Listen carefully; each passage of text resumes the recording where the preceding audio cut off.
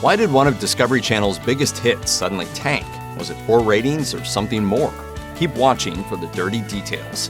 Dirty Jobs originally debuted in 2005, and for its original 8-year run, it showcased some of America's hardest and most dangerous work. In doing so, Dirty Jobs became one of the Discovery Channel's biggest hits of all time. The show had near universal appeal, providing a glimpse into what life is like for the backbone of America. My name is Mike Rowe, and this is my job. At first then, it may seem a bit baffling why a TV show that was as successful as Dirty Jobs in its first run would be kicked to the curb after only 8 seasons. While that's a near Seinfeld-length run for the show, since the series seemed to be doing so well, you'd assume Discovery execs would keep something as lucrative as Dirty Jobs going for as long as they could. After all, if it ain't broke, don't fix it. The dirty truth about the Dirty Jobs cancellation in 2012 does involve a drop in ratings, but also a change in how most viewers watch TV. In 2012, Dirty Jobs wasn't the only popular cable reality series canceled. That year also saw the end of another successful Discovery Channel series, American Chopper, which at that point had been on the air for 10 seasons. That series, too, was offered a second chance at life in 2020, according to Discovery. With the rise of streaming services, the decision to cancel both Chopper and Dirty Jobs came at a time when cable network management faced an uncertain future. That trend has continued to today.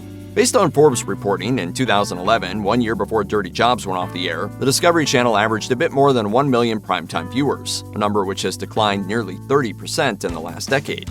In 2020, the Discovery Channel got into the streaming game when Discovery Plus was announced. With that added streaming service, there was a need for more content, and as a result, some old Discovery favorites like American Chopper and Dirty Jobs got a new lease on life. You can't fall far because you immediately get jammed up into these tiny spaces. Today, shows like Dirty Jobs stream on both the traditional cable network and on the streaming service. In 2014, though, 2 years after the cancellation of hits like Rowe's show, Discovery Communications, Discovery's parent company, seemed unable to figure out a solution for streaming competition. At that time, corporate brass brought in new management, and it worked. As of 2016, Discovery's viewership was growing, the New York Times reports.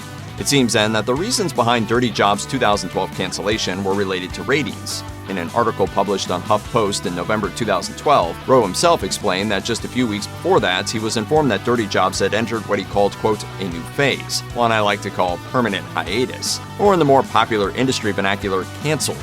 In the post, Rowe confessed the news left him reeling, writing, "My first instinct was to immediately pass the news on to you."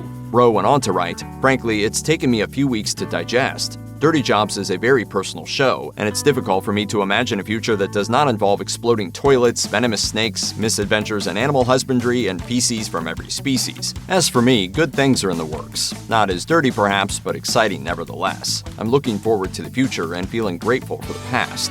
The show, however, was not to remain in the rearview mirror forever, because in January 2022, after nearly a decade in TV show purgatory, Dirty Jobs returned for its 9th season. The 10th season of the hit series is set to premiere in December 2022.